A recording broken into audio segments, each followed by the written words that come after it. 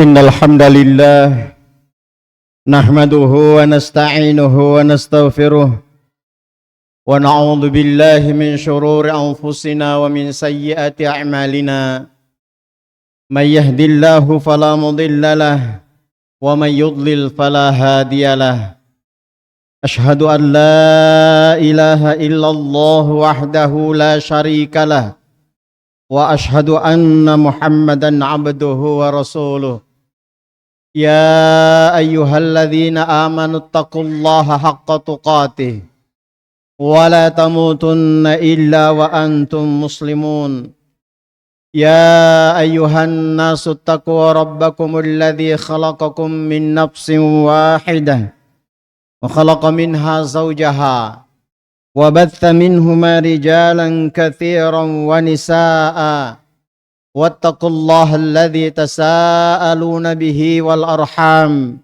إن الله كان عليكم رقيبا يا أيها الذين آمنوا اتقوا الله وقولوا قولا سديدا يصلح لكم أعمالكم ويغفر لكم ذنوبكم ومن يطع الله ورسوله فقد فاز فوزا عظيما أما بعد فإن أصدق الحديث كتاب الله وخير الهدى هدى محمد صلى الله عليه وعلى آله وسلم وشر الأمور محدثاتها فإن كل محدثة بدعة وكل بدعة ضلالة وكل ضلالة في النار اللهم صل وسلم وبارك على محمد وعلى آله وأصحابه ومن tabi'ahum bi ihsanin ila yaumiddin. Masyarul muslimin, jamaah salat Jumat. Semoga kita semua senantiasa dirahmati, dicintai, dikasihi dan diridhai oleh Allah Subhanahu wa taala. Alhamdulillah, di kesempatan yang penuh dengan keberkahan ini patut kiranya kita kembali mengucap syukur kepada Allah Subhanahu wa taala atas segala nikmat yang telah dilimpah curahkan pada kita semua. Sehingga alhamdulillah di siang hari ini, di tengah-tengah kesibukan dan aktivitas kita, Allah Subhanahu wa taala masih memberikan pada kita kesehatan, kekuatan dan kesempatan untuk kembali hadir memenuhi panggilannya, melaksanakan salah satu di antara perintahnya, kewajiban kita sebagai seorang muslim, yakni salat Jumat. Maka mudah-mudahan seluruh rangkaian ibadah, amal-amal salih dan ketaatan-ketaatan kita semuanya diterima oleh Allah, disempurnakan pahalanya dan menjadi sebab diampuninya semua dosa-dosa kita. Pada saat yang sama tidak lupa pula kita senantiasa berselawat kepada baginda Rasulullah sallallahu alaihi wa ala alihi wasallam. Beliaulah yang telah dipilih dan diutus oleh Allah Subhanahu wa taala untuk mengajarkan dinul haq, agama yang benar, petunjuk, pedoman dan bimbingan untuk menjalani kehidupan kita di dunia ini agar beroleh kemuliaan, keselamatan, kebahagiaan baik dalam kehidupan di dunia terlebih nanti dalam kehidupan akhirat. Rasulullah sallallahu alaihi wasallam telah mengerahkan segala kemampuan beliau. Apa yang beliau miliki telah beliau kerahkan untuk tersebarnya agama yang benar ini. Untuk tersebarnya dinul haq, agama yang benar ini kepada seluruh umat manusia, agar manusia mengenal jalan kebenaran, jalan yang bisa menghantarkan kepada kemuliaan dan keselamatan di dunia, lebih-lebih nanti dalam kehidupan akhirat. Maka beruntunglah kita umatnya Nabi Muhammad sallallahu alaihi wasallam, karena di sisi kita ada petunjuk beliau, yang dengan petunjuk beliau kita memahami jalan yang harus kita tempuh, jalan yang harus kita pilih untuk beroleh keselamatan.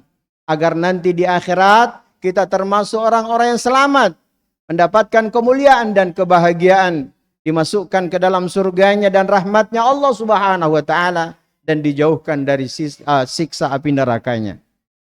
Begitu sebaliknya orang-orang yang jauh dari tuntunan dan petunjuk Rasulullah sallallahu alaihi wasallam, maka mereka adalah orang-orang yang bisa berada di atas kesesatan dan tidak akan mungkin beroleh kemuliaan dan keselamatan dalam kehidupan akhirat kelak. Ketahuilah saudara-saudaraku yang dirahmati oleh Allah Subhanahu wa taala. Orang-orang yang beriman adalah orang-orang yang diuji oleh Allah Subhanahu wa taala keimanannya selama dalam kehidupan di dunia ini. Allah berfirman dalam surat Al-Ankabut, Alif Lam Mim. Ahasiban nasa yutraku ayyaqulu amanna wa hum la yuftanun. Apakah manusia itu menyangka, mengira bahwa mereka dibiarkan begitu saja mengucapkan kami telah beriman terus tidak diuji lagi? Atau apakah manusia itu menyangka bahwa kalau dia sudah mengatakan diri sebagai orang beriman pasti selamat, pasti akan mendapatkan keselamatan, kebahagiaan, dan kemuliaan dalam kehidupan akhirat, lalu tidak diuji lagi? Maka jawabannya tidak demikian. Saudara-saudaraku kaum muslimin, orang-orang yang menyatakan diri sebagai orang beriman, maka imannya akan diuji. Imannya akan diuji selama kehidupannya di dunia ini. Dengan ujian yang bertingkat-tingkat sesuai dengan kadar keimanan seseorang. Maka yang paling berat ujiannya adalah para nabi dan rasul. Kemudian setelah itu dan kemudian setelah itu. Oleh karena itulah saudara-saudaraku yang dirahmati oleh Allah Subhanahu wa taala, karena kita memastikan, memahami bahwa hidup ini sepenuhnya adalah ujian, maka kita harus berusaha memahami bentuk-bentuk ujian itu dan berusaha untuk menghadapi segala macam bentuk ujian itu di atas petunjuk Allah Subhanahu wa taala dan sunnah Rasulnya yang mulia sallallahu alaihi wasallam, agar kita bisa lulus selamat dalam menghadapi ujian tersebut. Kemudian kata Allah Subhanahu wa taala, "Walaqad fatannal ladzina min qablihim." Sungguh telah mendapatkan ujian, sungguh telah kami uji mereka-mereka yang telah berlalu di masa-masa lampau, orang-orang terdahulu sebelum kita. Siapa di antara mereka yang menyatakan diri beriman kepada Allah, di antara para nabi dan para rasul, para sahabat-sahabat mereka, para hawariyun, dan orang-orang yang istiqomah berpegang kepada ajaran mereka, semuanya dapat ujian. Semuanya dapat ujian. Tidak ada satupun yang luput dari ujian. Karena dengan ujian itulah bisa dipastikan mana yang benar-benar beriman kepada Allah dan mana yang imannya palsu. Kemudian kata Allah Subhanahu wa taala, "Fala ya'lamannallahu alladziina shadaqu wa la ya'lamannal kadzibin." Maka dengan ujian yang diberikan oleh Allah itu, maka jelaslah siapa-siapa di antara mereka yang benar-benar beriman kepada Allah dan siapa-siapa yang berdusta, yang imannya palsu. Hanya pernyataan di lisan saja, tapi ketika menghadapi ujian mereka tidak sanggup untuk menghadapinya. Saudara-saudaraku yang rahmati oleh Allah Subhanahu wa taala. Kemudian di antara ujian yang diberikan oleh Allah Subhanahu wa taala ada dua perkara yang paling pokok, yang paling utama. Yang pertama namanya syubhat, yang kedua namanya syahwat. Asyubhat dan asyahawat.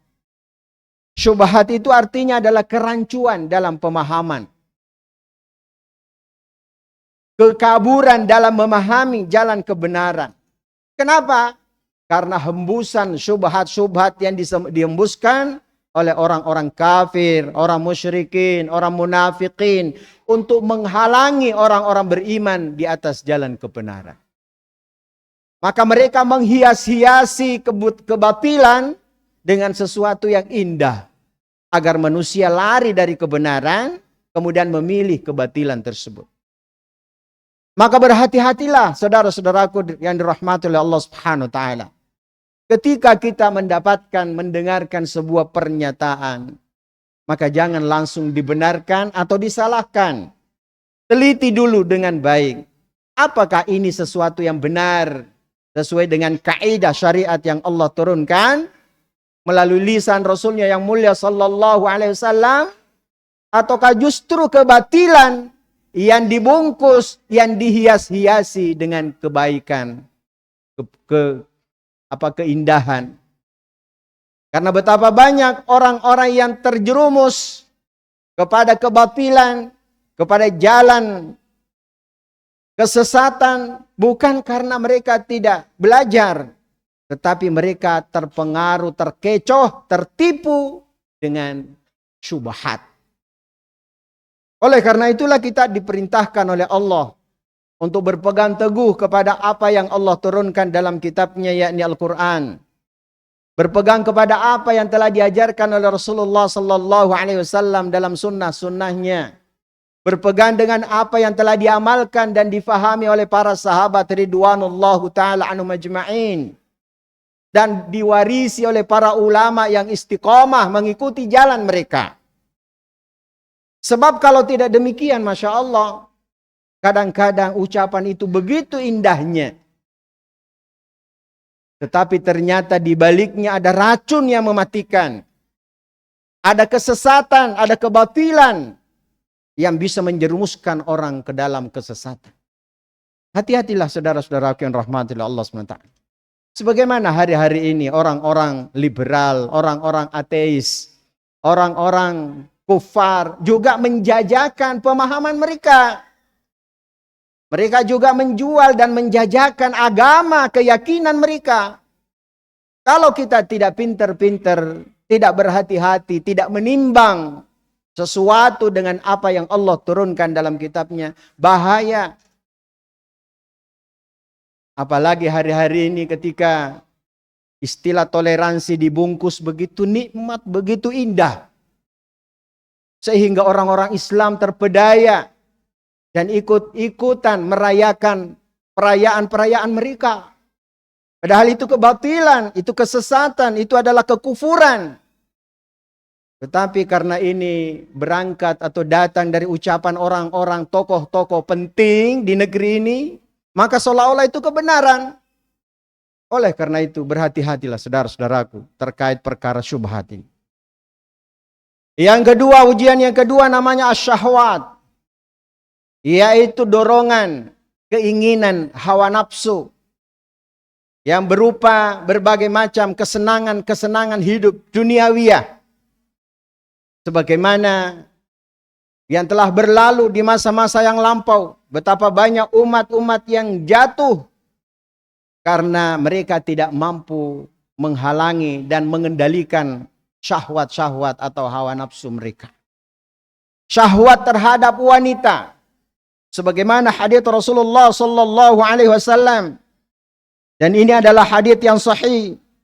Beliau pernah bersabda, "Ma taraktu ba'di fitnatan adarra 'ala rijali minan nisa." Tidaklah aku tinggalkan sebuah fitnah, ujian, cobaan yang lebih berat.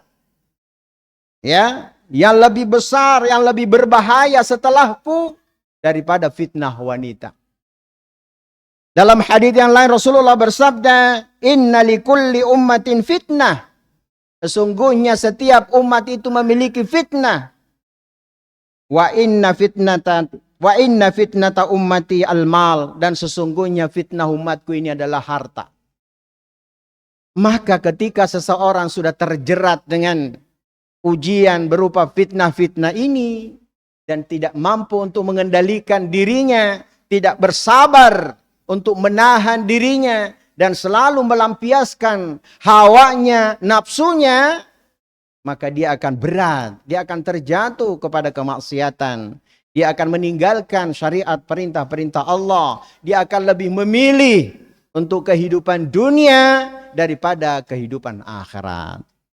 Oleh karena itulah saudara-saudaraku yang rahmat oleh Allah, saya ingin menasihatkan kepada diri saya dan panjenengan semuanya.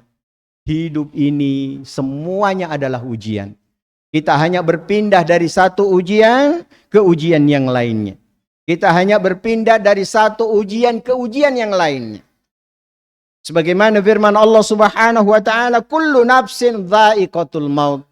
Setiap yang bernyawa pasti akan merasakan kematian. "Wa nabluwakum" atau "wa nabluukum bisyarri wal khairi fitnah." Dan kami akan menguji kalian dengan kebaikan dan keburukan sebagai fitnah. Mungkin ada yang bertanya, bagaimana bisa kebaikan itu sebagai fitnah, sebagai ujian? Bagaimana mungkin keburukan sebagai ujian? Maksudnya keburukan di sini adalah segala sesuatu yang tidak menyenangkan jiwa. Penderitaan, kemelaratan, kemiskinan, penyakit. Semua itu adalah ujian. Dan pada saat yang sama kebaikan juga ujian. Kesenangan, kebahagiaan, kesuksesan, dan seterusnya juga ujian. Supaya Allah melihat sejauh mana kita menghadapi setiap ujian itu. Ketika datang ujian berupa kesenangan, kebahagiaan, apakah kita bersyukur? Atau sebaliknya ketika datang ujian berupa penderitaan, kemelaratan, kemiskinan, dan sebagainya, apakah kita bersabar? Oleh karena itu mari kita menata jiwa kita, hati kita, iman dan takwa kita. Menata hidup kita di atas petunjuk Allah Subhanahu wa Ta'ala dalam kitabnya dan sunnah Rasulnya yang mulia sallallahu alaihi wasallam, berjalan di atas jalan al-haq agar kita terselamat dari fitnah-fitnah di dunia dan akan mendapatkan kemuliaan dalam kehidupan akhirat kelak. Barakallahu li wa lakum fil Qur'anil azim wa nafa'ni wa iyyakum bima fihi minal ayati wadh-dhikril hakim. Taqabbala minni wa minkum tilawatahu innahu huwal ghafurur rahim.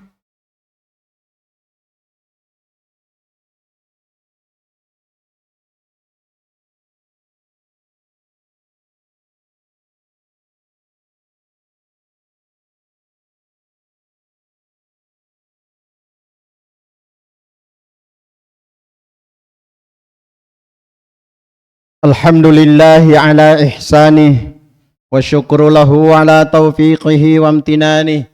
Ashhadu an la ilaha illallah wahdahu la syarika lah ta'ziman li sya'nih wa ashhadu anna Muhammadan abduhu wa rasuluh ad-da'i ila ridwani. Allahumma salli wa sallim alaihi wa ala alihi wa ashabihi wa ikhwani. Masyarul muslimin, pada khutbah yang kedua ini saya hanya ingin mengutipkan sebuah hadis. Rasulullah sallallahu alaihi wasallam pernah bersabda, "Badiru bil a'mal." Bersegeralah kalian mengerjakan amal-amal salih. Satakunu fitanun qaqita'il lailil mudlim. Karena akan datang fitnah, ujian-ujian, cobaan-cobaan seperti gelapnya malam. Potongan-potongan malam yang saling bertumpuk-tumpuk, semakin lama semakin gelap. Yusbihur rajulu mu'minan wa yumshi kafira. Ada orang yang pagi-pagi dia masih beriman, sore hari dia sudah kafir karena derasnya fitnah dan tidak mampu menghadapi fitnah atau ujian tersebut. Wa yusbihu mu'minan wa yumsi mu'minan wa yusbihu kafira. Dan sore hari dia masih beriman, pagi-pagi dia sudah kafir. Yabi'u dinahu bi'aradim minad dunya. Mereka menukar, mereka menjual agamanya dengan keuntungan dunia yang sangat sedikit. Lihatlah, ada orang ketika dia miskin, dia mampu untuk menghadapi ujian kemiskinan. Tapi ketika diberi kekayaan, dia jauh dari Allah Subhanahu wa Ta'ala. Ketika dia jadi rakyat jelata, maka dia mampu untuk menghadapi ujian. Tapi ketika dia menjadi pemimpin, tokoh, dan sebagainya, maka dia tidak mampu menghadapi ujian tersebut. Berhati-hatilah saudara-saudaraku yang rahmati oleh Allah. Semoga Allah Subhanahu wa Ta'ala senantiasa memberikan pada kita kekuatan iman untuk menghadapi segala macam ujian dalam kehidupan ini, dan nanti di akhirat kita termasuk orang-orang yang mendapatkan kemuliaan, kebahagiaan dan keselamatan. A'udzubillahi minasyaitonirrajim. Bismillahirrahmanirrahim.